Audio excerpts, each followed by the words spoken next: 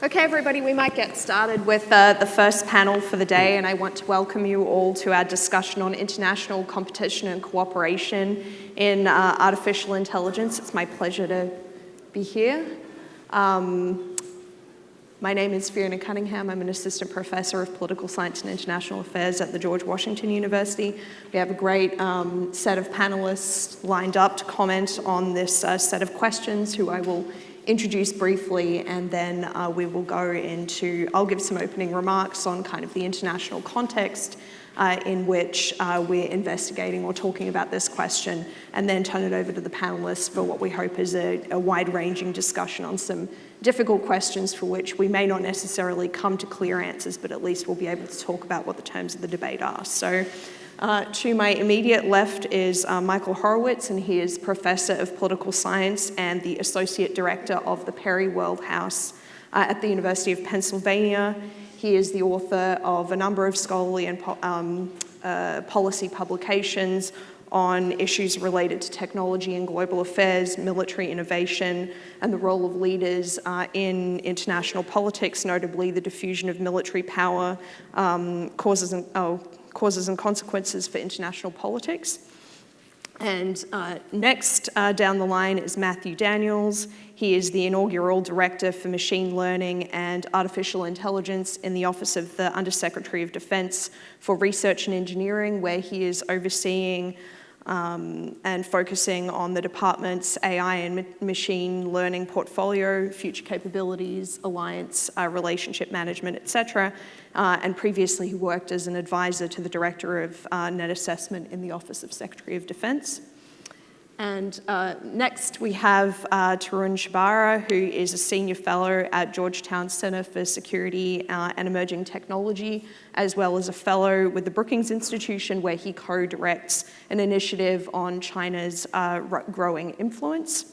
Previously, he served at the White House National Security Staff as Director for Strategic Planning and Director for Human Rights and National Security Issues, and he has a JD from Harvard Law School, so legal background. And at the very end of the line, we have Stephanie OSullivan, who is a distinguished fellow also at Georgetown Center for Security and Emerging Technology.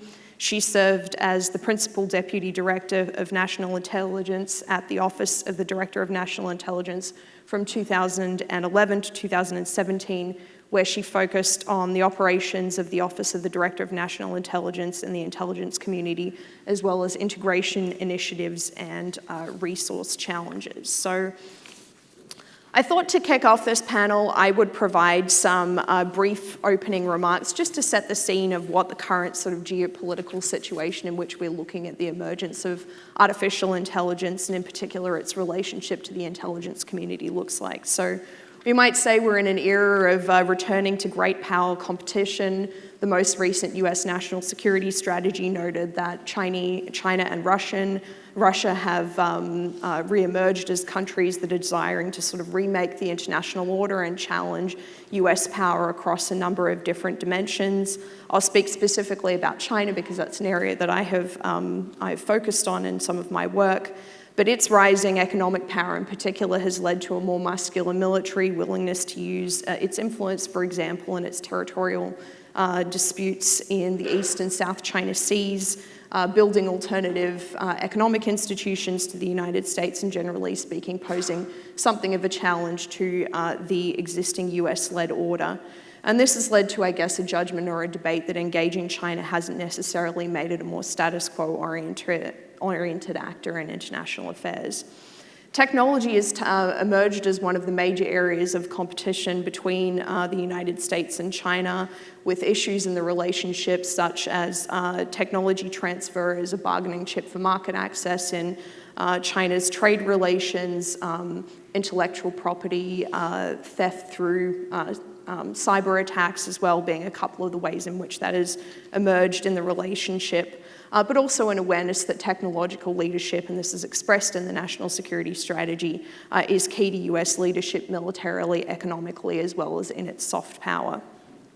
On the other hand, we're seeing all of these trends take place at a time when the world is more independent, interdependent, and that there is a sort of devolved power to technology companies in particular about how they might go about developing different technologies, global supply chains that are then juxtaposed with this emergence of competition. So the US policy community and policy communities in other countries, especially in US alliances and within NATO, are grappling with understanding, how China is changing, is looking to sort of close the relative power gap with the United States and what it's planning to do with that power, and therefore thinking about, is it possible to sort of selectively compete within this newly interdependent world?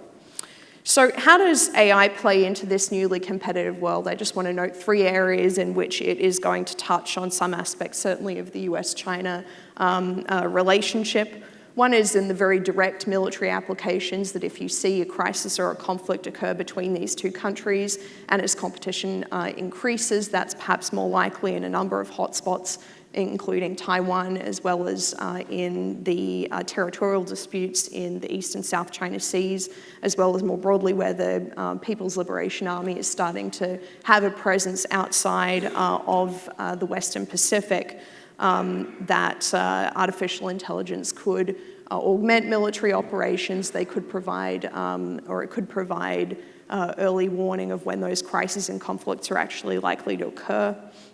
Intelligence about short and long-term intentions of different actors that China might be able to grasp, or that the United States might be able to grasp. And finally, peacetime competition in some of the areas of artificial intelligence for the purpose of maintaining technological leadership or economic competitiveness. And this is increasingly starting to be thought of as a national security issue, both in China as well as the United States. So I wanted to close my opening remarks with just a couple of observations of challenges China might face if it's based on in adopting artificial intelligence technologies and thinking about competition and cooperation in this space based on its adoption of cyber technologies previously, to highlight some of the challenges that they might face before we dive into the discussion. So with a lot of other technological innovations that China has looked at, the technology has been mature elsewhere before it has had to make decisions about where to invest, about how to adopt those technologies, and how to think about mitigating the risks that those technologies might involve. And so the government had the ability to look at what other countries were doing and thinking about how to invest those resources more efficiently.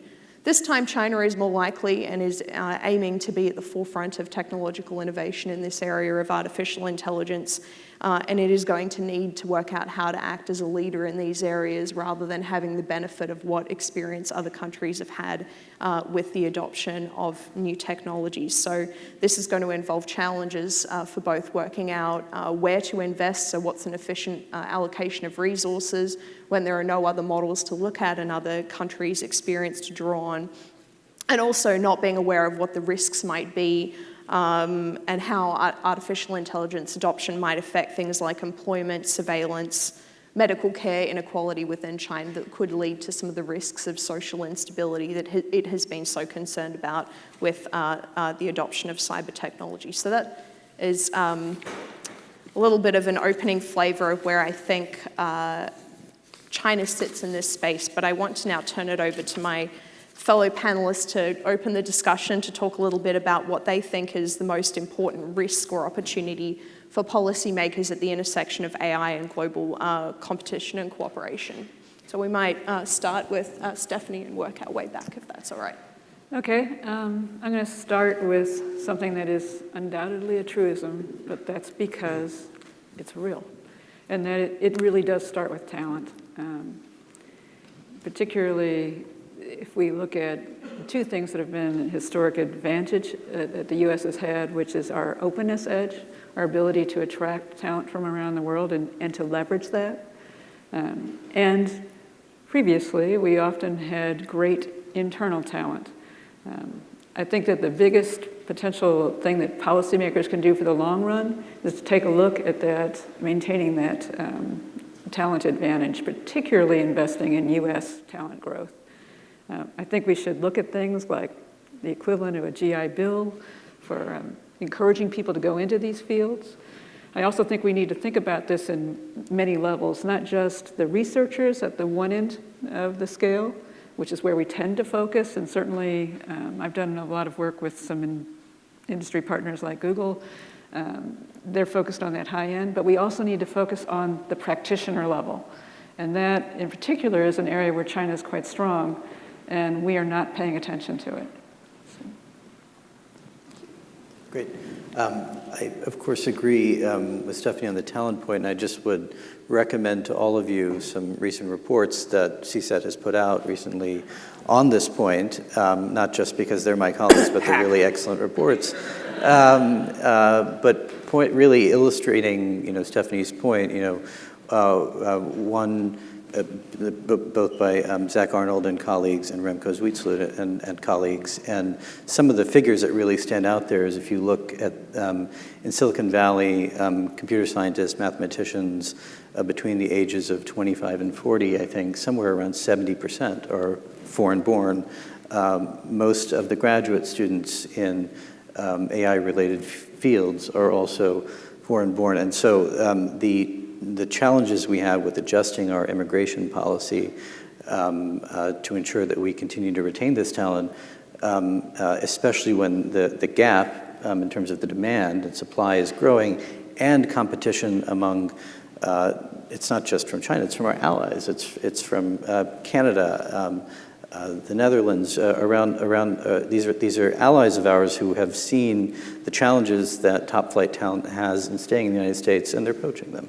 There's some great recommendations in that report, and I commend it to all of you. I do want to raise, though, something that I think we don't often talk about in this context, and I was neither the top spy focused on S&T, nor a rocket scientist, nor the leading expert in the diffusion military technology. I come to this having thought about US-China relations and the challenges of strategic planning and bringing together the multiple parts of our government to plan and to execute on the strategy. And I think we have to think more about the values component of the competition with China that's going to drive a lot of competition in AI too. And what I mean by that in particular is that we talk often about cooperation in areas where, in theory, we would like to see cooperation, for example, on AI security. But it's hard to have that conversation in the abstract when the way that China is using AI is often to entrench authoritarian rule, entrench authoritarian values, and violate human rights with the piloting ground, right, in Xinjiang, for example, right now in Western China, where more than 1 million people are arbitrarily detained and many millions more are under intense surveillance and monitoring, and predictive behavioral analytics are going to become increasingly a part of that machinery of repression. And so what that means is we're going to have to make these decisions about cooperation in a context in which some of these might be aiding and abetting. We might be having policy conversations about using adversarial techniques to counter what they're doing at the same time that we might want to cooperate on security for other reasons. And this is a pretty concrete problem in the sense that, since May of just this year, there's been regular reporting in the New York Times and other publications about the fact that Hikvision, one of the leading manufacturers of surveillance cameras, could be put on the entities list, blacklisted any day. And many other leading Chinese companies are involved in what's going on in Xinjiang. And so having dialogues with leading data scientists at some of these companies is going to be pretty hard if those companies are on the blacklist. So this is a problem right now, and I think it's one that's likely to intensify. Good morning. I'm interested in talking about or introducing a set of long-term views. In talking about long-term views, everything I say is not necessarily policies or views of the US government or the Department of Defense. I'm required to say that.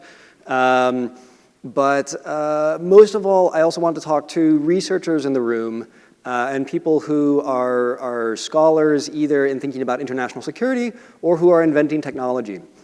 I think in many technologies we tend to overestimate the near term and underestimate the long term. It's kind of the old maxim. So I'm very interested in thinking much more about long-term applications of increasingly intelligent machines over the next couple of decades. One of the ways that I think about this, or introduce thinking about this to kind of calibrate things, is to have a comparison to the Industrial Revolution. The Industrial Revolution was a revolution not in the rapidity of change, but in the magnitude of change, right? It actually unfolded over about 100 years. But in that case was using machines in new ways and organized ways to help us with physical labor.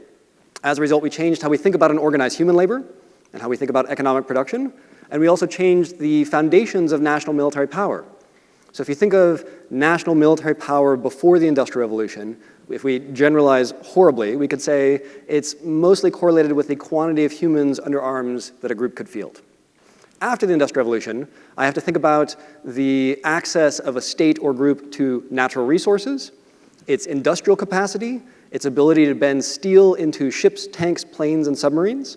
And so if you visualize national military power as kind of like an equation, it's like we had to add terms and cross terms after the Industrial Revolution. I would say that today, we are once again using machines in new and organized ways, but now to help us with cognitive labor, we're again having a conversation about the future of human labor and how we organize it and how we think about it, the future foundations of economic production, and we should again expect large changes to the foundations of national military power and the character of international security on long timescales. So I think a worthy endeavor in scholarship and thinking and for strategists is to think about what are those new terms and cross terms in national military power, in addition to the near-term ideas that we should be focusing on. And I'm looking forward to a Q&A and talking over meals. Mike? Thanks a lot for coming out, and thanks to Jason Matheny, wherever he is, for being foolish enough to invite me. The tough thing about going last with three really, really smart people, much smarter than me, who have thought a lot about these issues, is that they steal the things that you're going to say. So let me say three things, hopefully, and then turn it back to Fiona. The first is that I think to be more big picture than some of the answers, but less than Matt about the Industrial Revolution, I think part of this depends on whether the principal thing you are worried about in this space is too much cooperation or too much competition. And you see both of those views in some ways represented in different parts of Washington and Silicon Valley.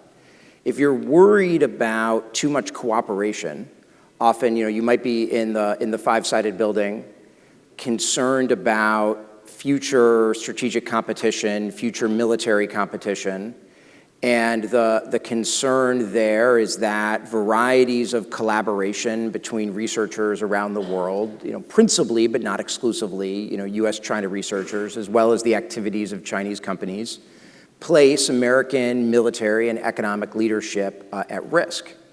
And so thus, a competitive mindset is necessary when thinking about various applications of AI and investment in both applied and basic research to ensure continued US technological superiority, especially but not exclusively in the military arena.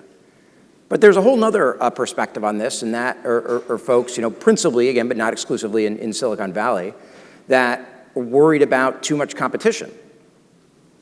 The fear there is that competition in the AI space is a little bit like, competing over oxygen, in that AI is such a broad category from a research perspective, and the investments in it in many ways are so basic that to focus on competition obscures the way that even for the United States, most advances are likely to come through collaboration between companies in the US and abroad, between researchers in the US and abroad. And so thus, the principal risk is a competitive mindset that leads to applications of AI that are maybe less safe and reliable than we all would like, generating a bunch of dangers. And so I actually think one of the principal questions, for those of you interested in this topic and doing research on it, is trying to understand, and obviously in some areas, one of those perspectives will be right. In other areas, it doesn't have to be sort of one or all one or the other. what are the areas in which the fear should be too much cooperation, and what are the areas where the fear should be too much competition? I think that's an important way, at least that I've been starting to think about this moving forward. The second thing, and I'll adopt Matt's sort of notion of terms and cross terms here, is I think there's a huge uncertainty parameter when it comes to advances in AI that it's important to keep in mind. If you look at survey data from surveys of leading AI researchers about, something we were talking about back in the green room about, anything from when autonomous vehicles are likely to, truly hit the market to, when would an algorithm be able to write a New York Times bestselling book, to when would an algorithm be able to do sort of this or that. There's large disagreement even among the most leading experts in the field, which makes this especially complicated for what is my third point, which is that the time frame here matters a lot. So something like thinking about changes in education policy, for example, STEM education to create a better educated workforce for the future. That's something that's a single generational kind of challenge. If you really tweak the American educational system, maybe you're going to start really influencing people. You're trying to get back in the pipeline. Maybe you're going to start influencing people back in middle school. Hopefully people in elementary school. That payoff actually is the big payoff. You can get small payoffs faster, but the big payoff is actually like down the line. You're talking 10, 20 years down the line. That can be an important investment. If we're talking about an industrial revolution, then we're talking about payoffs that could be in 40, 60, 70 years, which is an even longer time frame. And I think the rubber hits the road here when thinking about competition. If you imagine the key inputs of military power, of platforms that we imagined over the last century, tanks, planes, bombers, those sorts of things, submarines. Is the military of the future a military where we have all those same things, but now an algorithm is running the show? Or is the military of the future something that looks totally different, and we don't actually, in tanks and subs and carriers, are no longer the principal hardware inputs of military power? And regardless of which one of those is true, what's the time frame? Is this a 10-year challenge, in which case we're screwed now? Is this a 25-year challenge, in which case the time to start moving, given procurement in the Pentagon, is like yesterday? Or is this a 50-year challenge? And unpacking that, I think, is another critical thing, because different militaries around the world, I think, are likely to think about this differently. So those were a set of really insightful and really thought-provoking remarks from all of the panelists. And I want to start by just picking up on this question that Matthew posed about what are the sort of metrics of an AI power? What makes you a powerful country in this space? And rather than asking specifically this question, I wanted to ask the panelists a slightly different way of getting at this question, which is what advantages does the United States have potentially over competitors in developing AI technologies? Is it the ability to attract talent? Are there other aspects of the US's endowments that make it uniquely well-suited to lead?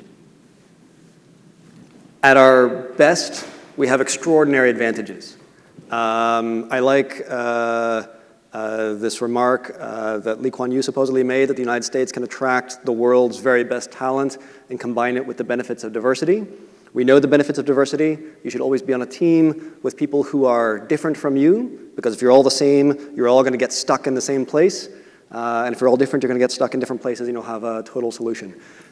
We can draw on, at our best, the best talent of the entire planet to come here, live here, do research, create companies and ideas here, and combine that with the benefits of diversity. We have a political philosophy which embraces that. It's not an accident. It's at our best woven into our system. We are a country that has allies and partners. I think that is baked into our system as well, and is an extraordinary strategic advantage. And it actually combines with how we approach technology. Again, at our best, we invent as a society new technologies in ways that are good for humanity and that inspire other countries and other people to want to work with us, which I think is a tremendously high form of security, and also an old idea. We have some of the best trained military officers on the planet. We have the best research universities on the planet. These are long-term enduring advantages that should give us great confidence and a position of optimism to begin with. Any other thoughts? Look, if geopolitics is like a game of Hold'em and every country has a hand, whatever America's problems, I'd much rather have America's hand than anybody else's. I mean, America has the greatest innovation ecosystem, arguably, in the history of modern civilization, and it's ours to squander if we want. But the U.S. I mean, I will shut up in a second since Matt I think made all the right arguments essentially. But I think we tend to focus on our deficits, especially when talking about AI. What are the things we could do differently? What are the shortfalls? But America's got a lot of built-in advantages here, and if everybody was starting from zero, you'd rather be the U.S. than anybody else. Just one thing to pitch in. Matt said it perfectly, but another advantage I think that we have is that this compete versus collaborate or cooperate. In reality, what this country does so well is we compete while cooperating. It's really that sense of competition, and businesses fail, and ideas are tested out and they fail, and then they're brought back by cooperation with other people. That's really been a strength for us. So I kind of find this dichotomy a little bit false. So I totally agree with Matt. Talent, institutions, values, alliances, these are enormous strengths. And to Mike's point, we focus on deficits. I actually think it's kind of healthy. I think we've kind of gone. It's one of the reasons why we're really good. Yeah, I think that historically, in the 1950s, and again when we were worried about Japan in the 80s and 90s, we've gone through these periods. At the time, we had big debates about whether we were overreacting, but I think a lot of productive debate, investment, reform came out of those, and hopefully we can channel that kind of debate again today to do the same thing. And to Stephanie's point, cooperate and compete, I think, is exactly right. I mean, I mentioned earlier, two CSET papers are about immigration policy and retaining talent. Another that we put out around the same time is on China's technology transfer strategies, which is really, this is Bill Hannes and Huimei, who I think over there, about all the ways that China goes about technology transfer that are in many ways legal or extra legal, so they evade kind of traditional law enforcement. But we have to be able to handle both. We have to be fully aware of all of those. We need to make sure that every stakeholder is aware of all of that, and we can also focus on retaining the best talent at the same time. So I want to pose then a question of what a more competitive AI strategy or approach to AI would look like from the perspective of the United States. What would change in terms of its current policies, its long-term policies, and how would it grapple with some of the trade-offs for those advantages that we've just spoken about?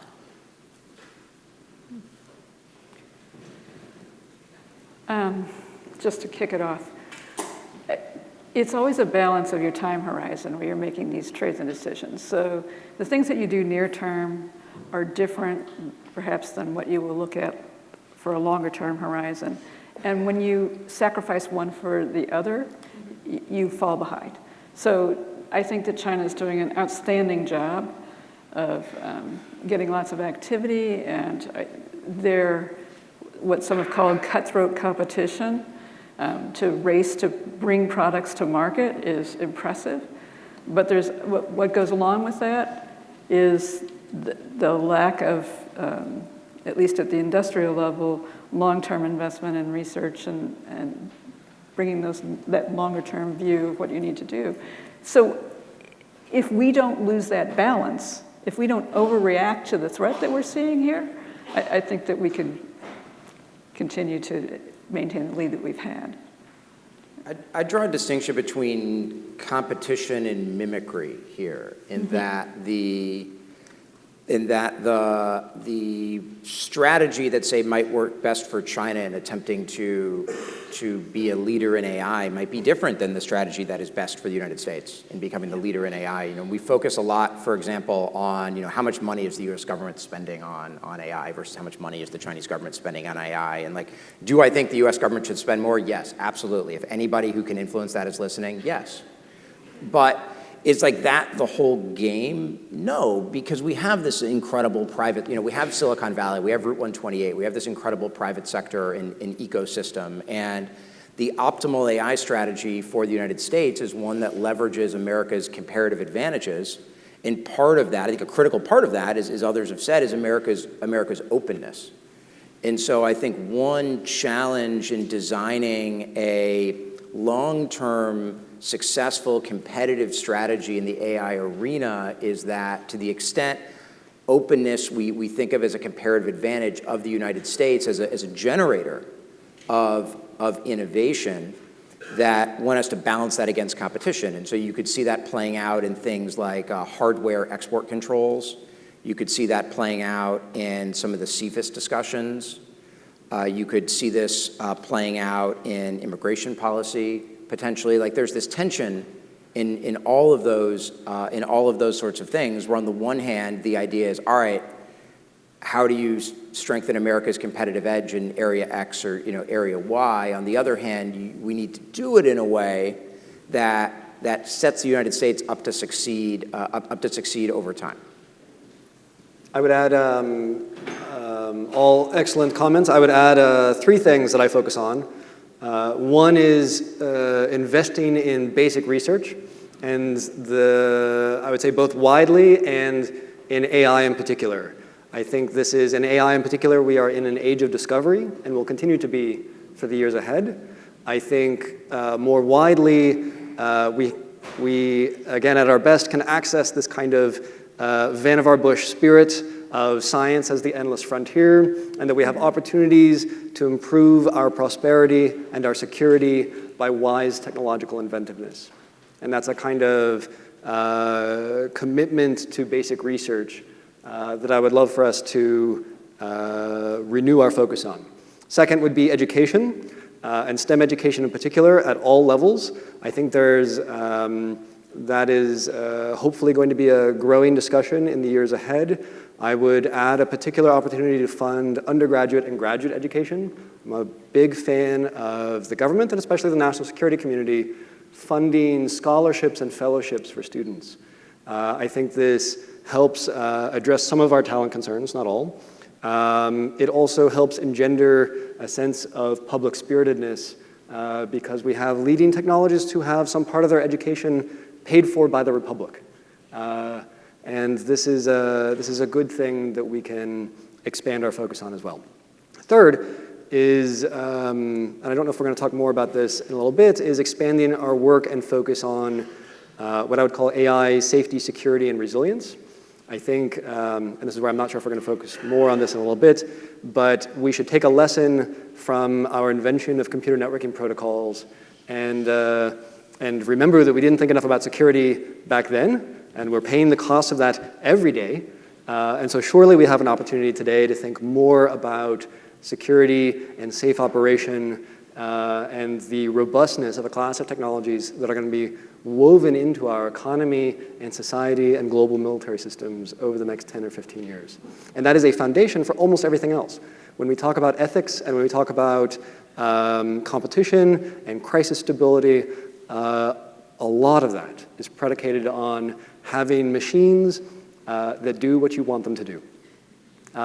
So that is a tremendous opportunity, by the way, for technical researchers in the audience. This is a compelling and important and worthy area of work for American technologists.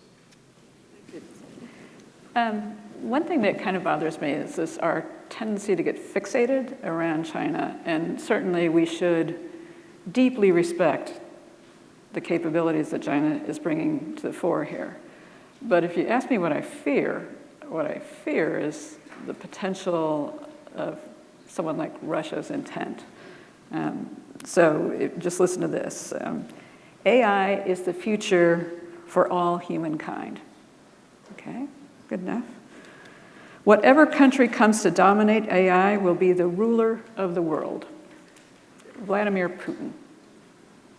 Meanwhile, Russia's working on plans to have 30% of their military capability in robotic equipment by 2025.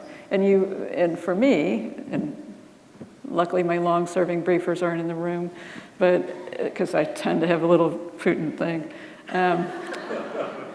For me, what I saw in my time in the intelligence community of his intent and the lack of understanding of safeguards and the lack of checks is truly worrisome. So if you ask me what I worry about, I do really deeply worry about what might come out of Russian intent and the use of AI technology, particularly the affiliated capabilities that it could speed up in terms of things like synthetic biology or cyber attacks. So getting fixated on one potential adversary, I think, is a risk that we would run. Sorry, let me just add one short thing very quickly. In thinking about, and I agree with that, by the way, but in thinking about comparative advantage in this space, I think there are analogies that you'll see out there about AI and Sputnik, AI and the moonshot, AI and the Manhattan Project. I think that's actually the wrong way to think about AI.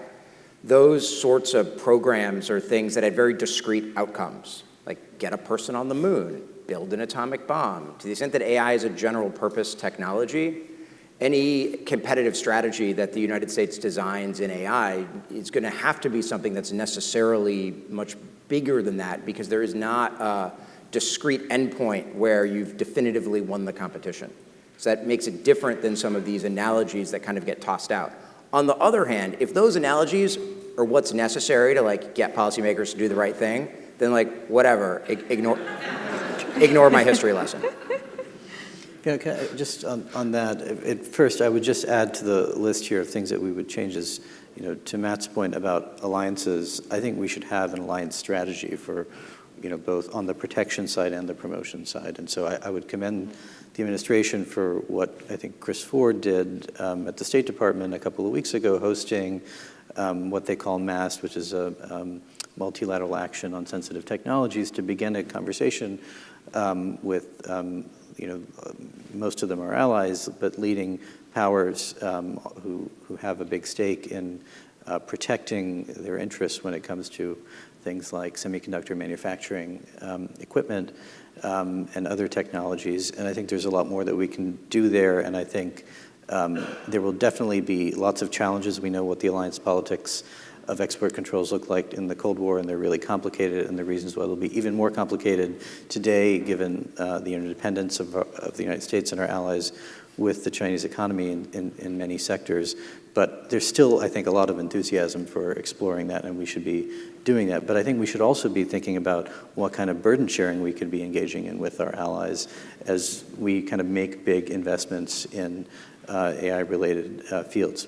To the point that Stephanie and Mike just raised, we are having this conversation in the context of a pretty polarized political context, and we're having it and it's in the context of annual budget proposals that are cutting investments in the National Science Foundation and and the NIH, right? And so I think we have to think about how we're going to mobilize, right, support for more investment, which everyone here supports, right, in basic research, in other aspects of S&T, and in 2 or 3 years we'll probably be talking about the life sciences too, with the same fervor I think that we're talking about AI right now.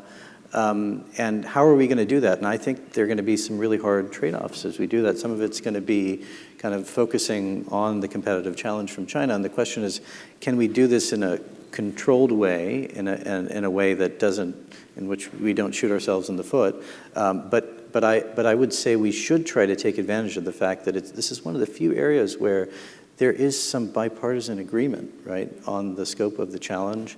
And you have someone like Senator Rubio talking about the need for us to have an industrial policy of some sort, which is not mimicking China, right? But it's almost, some would argue, America being America again in the way that we were before, and not what we have become since the 1980s. So I think that's just that's a political context that we have to kind of grapple with in this debate.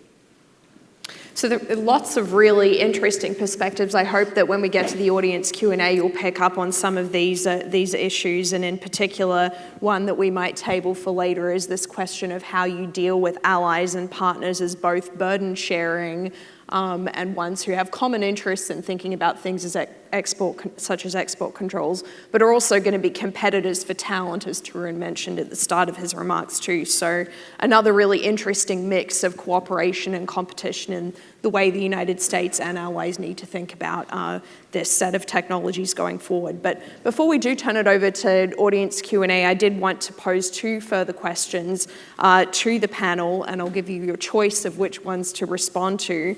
The first picks up on this question about how values should play into thinking about competition and cooperation, because we tend to often speak about AI competition in this context of, well, let's not let a certain country get ahead, specifically China, or do terrifying things such as Russia.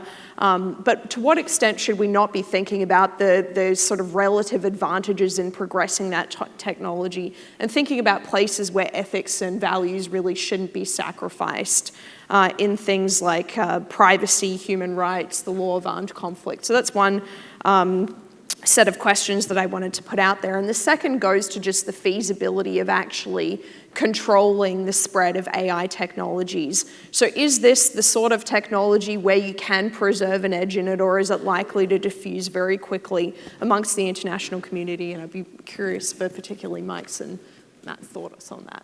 So anyone want to take a stab? Sure, since you've compelled me, I will answer the second question.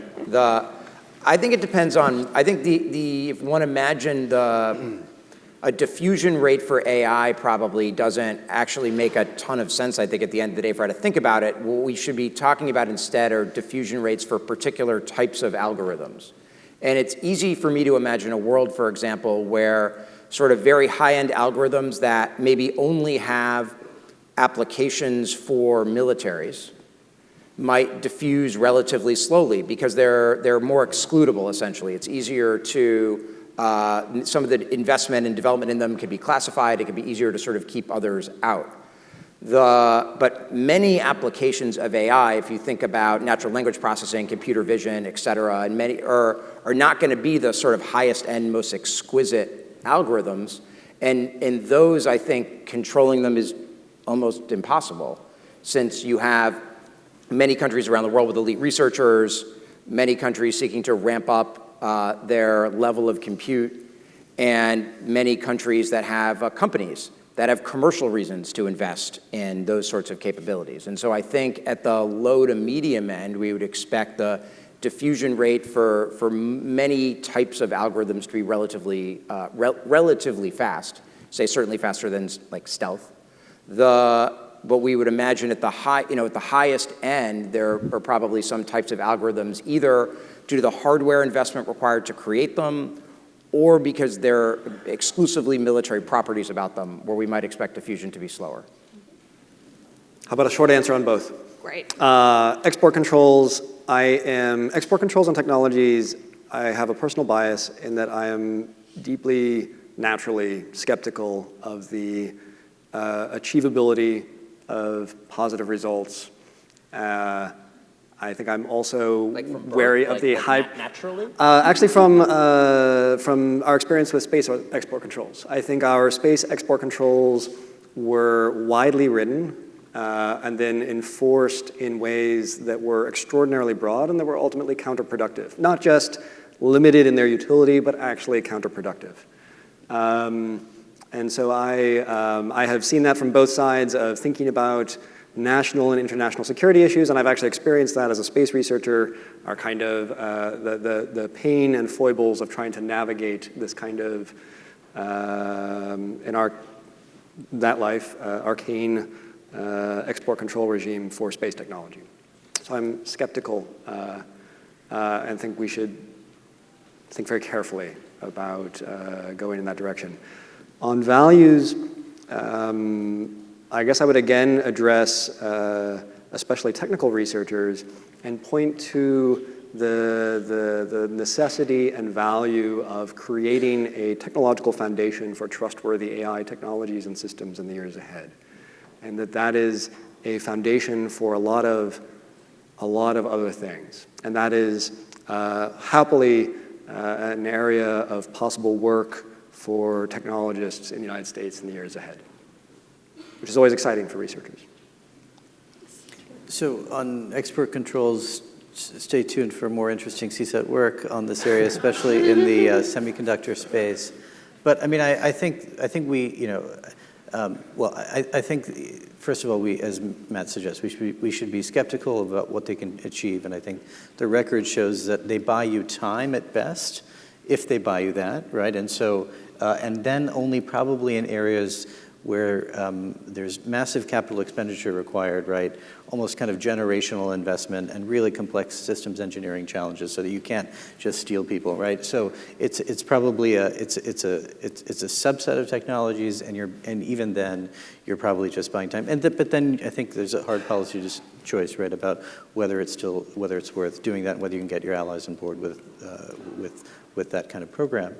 On values, so, I've been struck by the degree to, I'll just say my view is that we thought about values, democracy, and human rights, since most of the post-Cold War era as kind of almost a nice-to-have thing, right? Because we took for granted the consolidation of democracy around the world. And it wasn't until very recently, with the rise of authoritarianism and with, in some ways, technology helping authoritarianism consolidate control, that we're beginning to have a conversation now where values become front and center when we think about what we're trying to achieve in our national security strategies. And what's striking is if you go back and look at some of the national security planning documents from the 1950s, for example, it's right there, front and center. We started talking about Homeland Security after 9/11, right? And we started talking about kind of more abstract concepts of international order. But in the 1950s, it was really about order, right? It was really about safeguarding values and helping our allies do the same. And so my view is that we have to go back to that kind of thinking to some degree, even though we don't want to in many ways, even though we worry that that is going to exacerbate some of the kind of negative competitive dynamics. But I don't think we have much of a choice, and I think we're better off kind of embracing that now and finding controlled ways to do that and trying to cooperate under that kind of competition. On export controls at all, it's not really possible to regulate the spread of knowledge, particularly when the basic investment to get into the field is so much lower, it's not capital intensive in some ways. So I don't see a lot of value in attempting to do that, but I also see a good there because it is so diffuse. That means that we don't have to just monitor what's going on inside of China or Russia to understand what the state of possibility might be. So it's almost like having a worldwide set of eyes and ears on the technology as it's evolving and what it could do. On the values front, I think Sue said it exactly right. We need to build it in from the very beginning. That is in some ways seen as a limiter on capabilities, but it is also a potential advantage because in order to monitor or check the capabilities of a particular technology, as Jason so famously described as the risks of digital flubber, you have to truly understand it. You really do have to truly get behind that opaqueness that is AI to put in some of the tests and checks that our values would require us to do. And that, I do think, will give us a bit of a leading insight and advantage that we could leverage as well. Okay.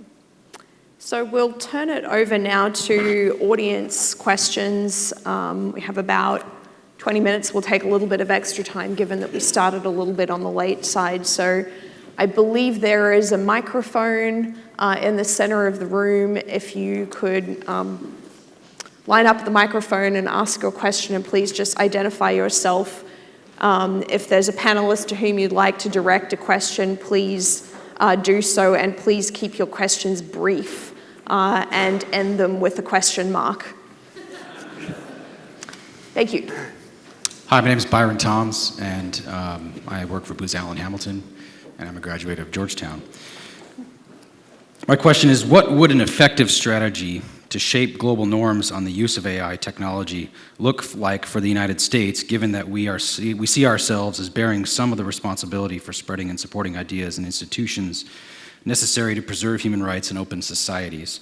And do you see an analogy with past U.S. attempts to do so in other situations? Thank you.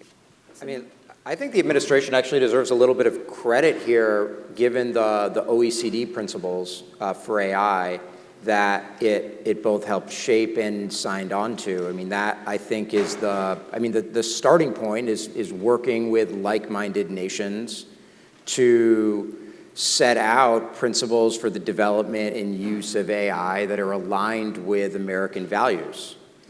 And that is a process that I think under this administration, which is not generally publicly thought of as like the most friendly to international institutions, that actually is underway, although certainly more could be done. I totally agree with Mike on that, and I think the question now is, how are we going to go about, what's our diplomatic strategy for implementing that? Because they're pretty broad principles and really commendable. And so what worries me is that we're still, I think, in this we're in a mode of kind of not fully engaging in international institutions where these conversations are happening and where we will actually shape whether these principles are implemented or not, including in standard setting bodies. There's a conversation about pulling out of the International Postal Union, for example. I think we should be doing exactly the opposite. We should be having an offensive in all of these institutions everywhere to make sure we're defending our values and promoting them. Just one thing, it will be slow. No matter what, whether we go full out, engage everywhere, it will be slow. We certainly tried across the board in the last administration. I'm not sure how much we were able to move the ball, but just doing it helped, I guess. The other thing I would say is that we need to, and this is particularly for the IC or the future analysts out there, it needs to be predicated on a really true, deep understanding of the cultural norms in different societies. Particularly the way that our society, Western societies, might look at privacy versus societies that will value security over privacy, or who are more willing to make other trades. Unless we take those blinders off, we're going to be talking past each other. So. I would add only, I think we have great opportunity over the years ahead to articulate principles about how we develop and use AI technologies. We also have opportunities to show parts of our research investments to our allies and partners and have part of the conversation be, here's how we're actually instantiating these ideas in our investment programs and our research programs. We would love for you to do the same, whether on a coordinated basis or even on a collaborative basis, because that is both an opportunity to shape global norms and to benefit strategically from close relationships with our allies and partners.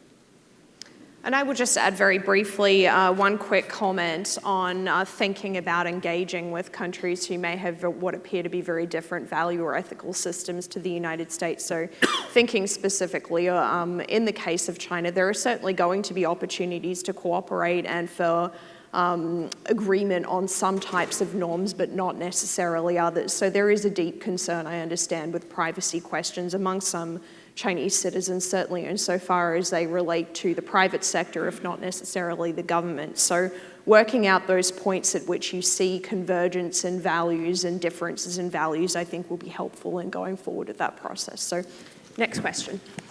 Hi, my name is Chris Bird. I'm a grad student at Tsinghua University and Johns Hopkins SAIS. There's a lot of agreement in the panel on what the relative strengths of the U.S. are in this AI competition sort of thing, what the overall posture should be, and even concretely what the U.S. should do. So I want to know, what are the bottlenecks? I mean, things that have come up immigration reform, investment in R&D, defense procurement, potentially, generally reforming the education system. Like, these are things that tend to be thorny. What are sort of obstacles to like getting the U.S. on the right track in some of these areas, and what can people in this room do to move the needle? Here, since Tarun was pitching CSET, let me just start by briefly suggesting the National Security Commission on AI, where I guess Jason Matheny, director of CSET, is also a commissioner, so whatever. Is issuing, is underway, I think, working on those things. And to me, there's a big difference between things that can be solved with executive action or dealt with executive action versus things that require congressional action, because the latter is just so much harder for reasons that are not substantive. Other thoughts? At our best, we undertake wise technological inventiveness, I think. The I think was only stumbling of the words. At our best, we invest in wise technological inventiveness. A necessary condition for that is good thinking and the wisdom part of it. So something that everyone here could do, that scholars can do, that technologists can do is, it's going to sound a little bit trite, but really produce good thinking on this, write books, more papers. We don't have the books written on this yet. In the early years, in the 1950s, we had to have studies brought together by groups like RAND, where Nobel laureates and grad students would be equally experts in the topic of nuclear weapons and international security. Today, we need a new generation of thinking about applications of increasingly intelligent machines over the years ahead, and national and international security. So one of the bottlenecks right now is having a new generation of work on that kind of thinking and the ingredients for wisdom and wise action and wise inventiveness in the years ahead. Zed, so you have, some people don't like this, right? But on the Hill, there is a pretty bipartisan consensus on the need to address various challenges that China poses to the United States. On domestic policy, however, we still have kind of some of the same old debates about the role of the state in the economy, right? And including when it comes to investments in basic research, it seeps into that too. The question is whether can that consensus be mobilized to address some of these problems on domestic policy that we really need for our national competitiveness. And my hope is yes, and I hope that through the National Commission and other kinds of work that it can be done on a bipartisan basis, you can mobilize that commitment and even get real legislation, not only executive action, for longer-term investments. I spend a lot of time trying to talk myself out of believing this, but there is a line of argument that says that the state of AI technology at the moment, not necessarily previously or in the future, but at the moment, is that it lends itself towards monopolies and authoritarian users. I think that's largely based around the belief that he or she who accumulates the most data has an advantage in some of the foundations of AI technology. I think there's some weaknesses in that argument. Another possible argument that says it lends itself to authoritarian regimes is the willingness to apply it. So you think about how the leaps in surveillance technology behind something like a sense time and the willingness to not only collect all the data on the citizenry, but also to use it. Because it's one thing to do things theoretically, it's another to broad at scale apply it. So I still manage to convince myself that that's not the case, but I have to work at it. So I would just add two things to that set of bottlenecks. One is to pick up on the point that Michael made about not needing to necessarily mimic the way that other states are going about pursuing AI technology, so thinking carefully about what truly suits the US's competitive advantages rather than watching what other countries are doing in that space. And then a second one I would say is thinking about how best to cooperate with allies on particularly thinking about controls so that they don't start to view this as being a picking sides in a US-China context. And I'll add that this is something that the Australian government and private sector is aware of, and that needs to be navigated delicately. Next question. Hi, my name's Jason Brown. I work artificial intelligence efforts for the Air Force and the Pentagon. I'm also a Georgetown grad student. What I'd like you to do is play revisionist historian, if you're willing, and my question is, how would the DoD and US government have participated in the innovation economy had we not been at war for the last 20 years? Would our relationship with the tech sector be any different? And based on your answer, how does that inform how we should move forward? Thank you. I have strong opinions about this, but I've gone first the last couple times, and I probably maybe shouldn't say them. I'll offer a brief view, which is a very brief view, which is hopefully just a preface for my colleagues here. I'm from the Bay Area originally, and I think about the long history of the relationship between the national security community and the Pentagon in particular and technology hubs in the United States. And it ebbs and flows over the decades.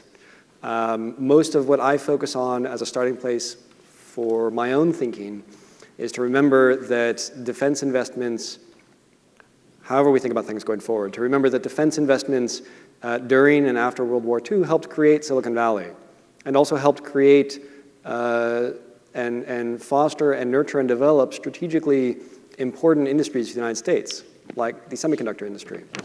And so a large part of that was also a connection between the federal government and research universities. Again, kind of this Vannevar Bush spirit of optimism about wise scientific and technological inventiveness. So I think about our relationship with the tech sector in part by how do we create and grow the well springs that enable technology hubs in the United States, like fostering the talent that comes out of universities to go work for those companies, like being an early buyer of new technologies, and being a voice for the attributes of those technologies that we'll want in the years ahead from a security and a societal perspective. What he said. Mike. Okay. I should also just add that the next panel is going to delve into this question of Silicon Valley's relationship and tech companies' relationship with government on AI questions in more detail. So return after lunch for more on this question. Next. Kalaris Menon, first-year student at Georgetown's School of Foreign Service. I was wondering you've talked a lot about the role of nation states, and I was wondering how non-state actors factored into this, if at all. I'm thinking not just of terrorist groups, but also international criminal organizations. How do you see them factoring into your strategic vision? How does one prepare for them?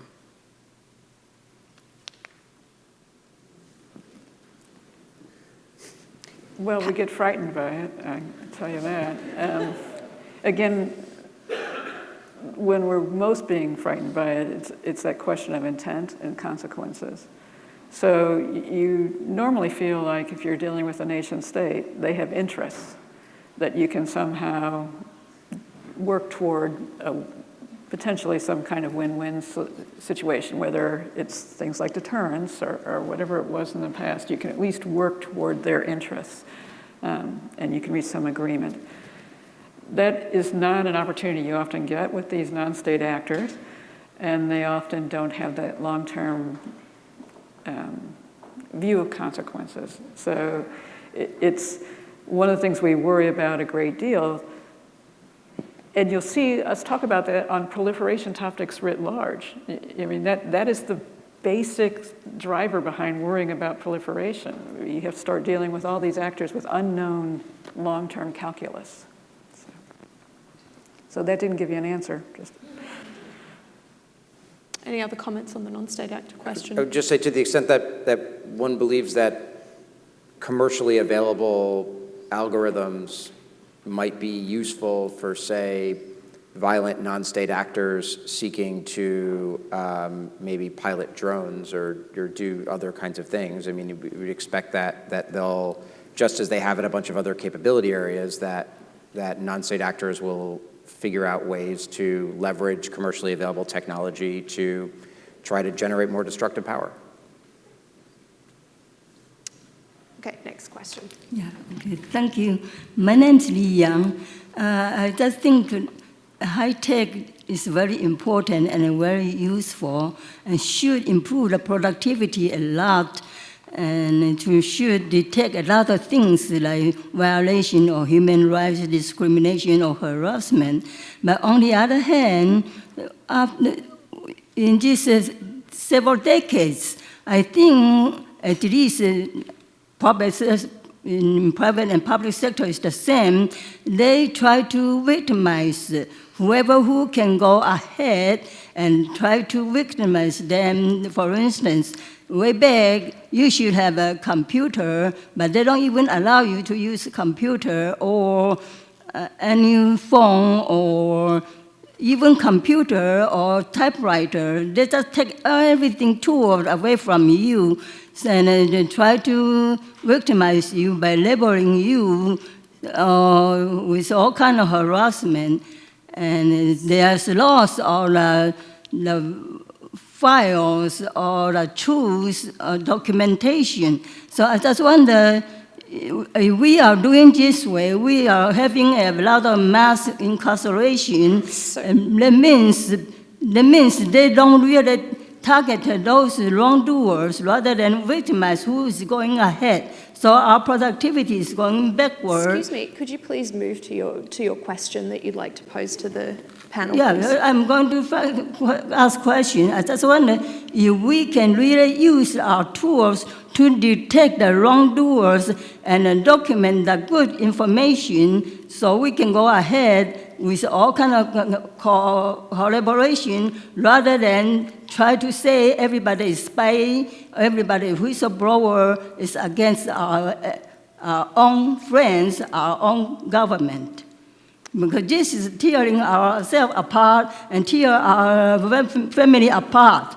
Thank you very much. We have to build a good society rather than the other way around. Thank you.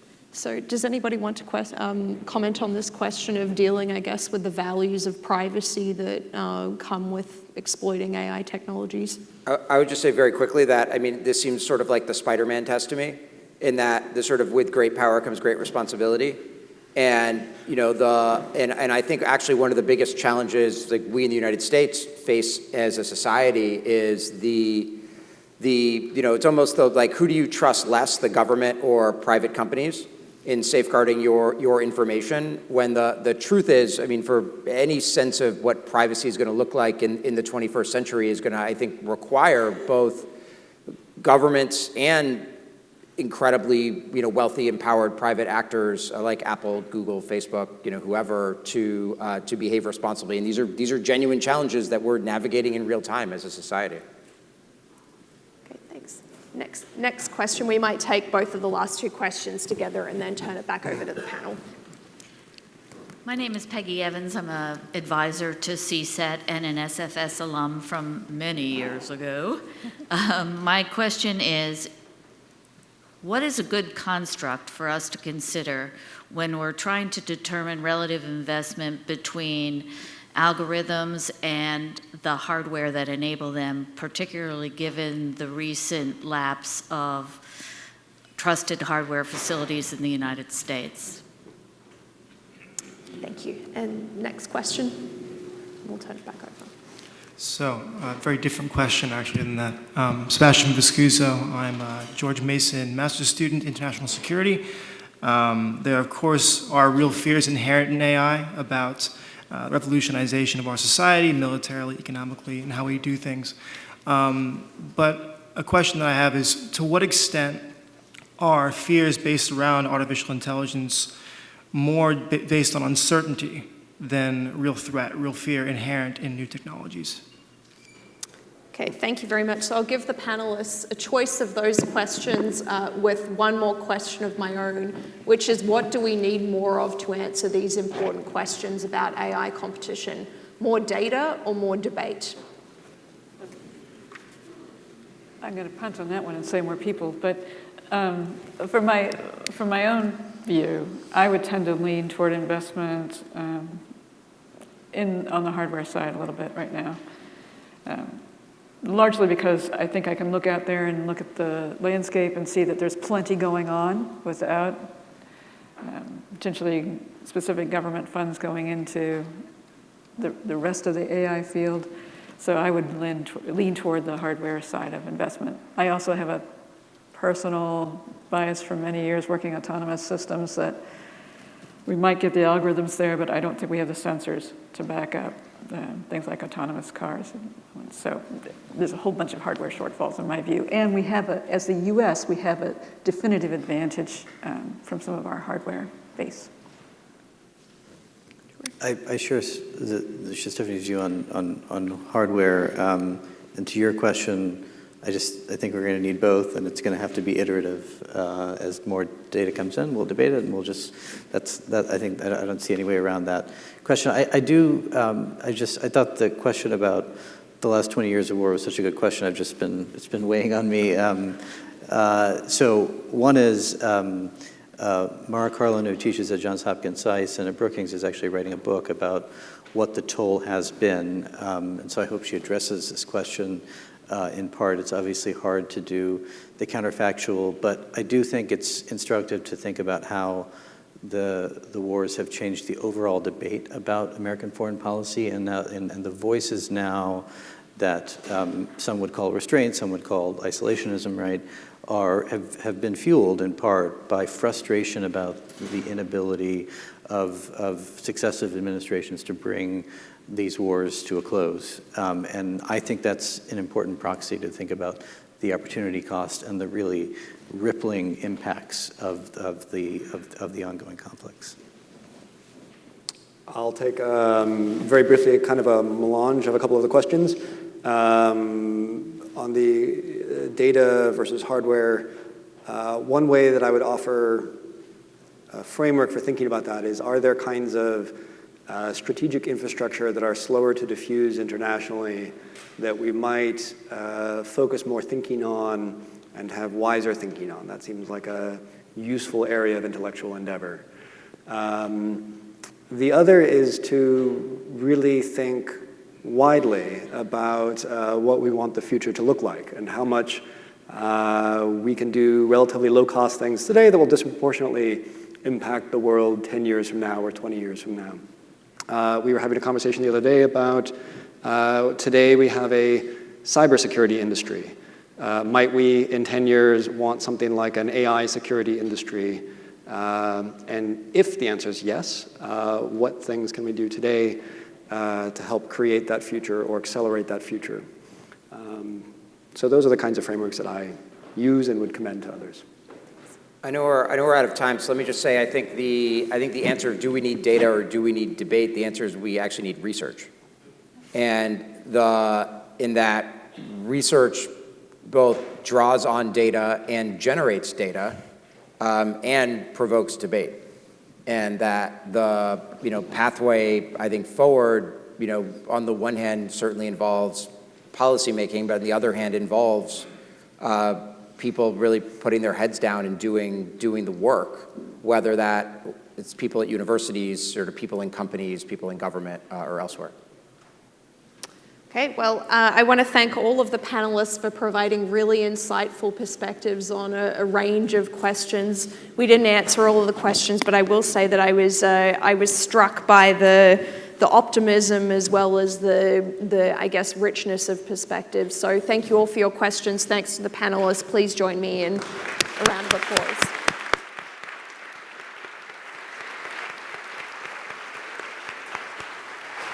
And thank you all for this morning's session. I'll tell you, I took copious notes, and there's just a million takeaways, but just some of the big ones.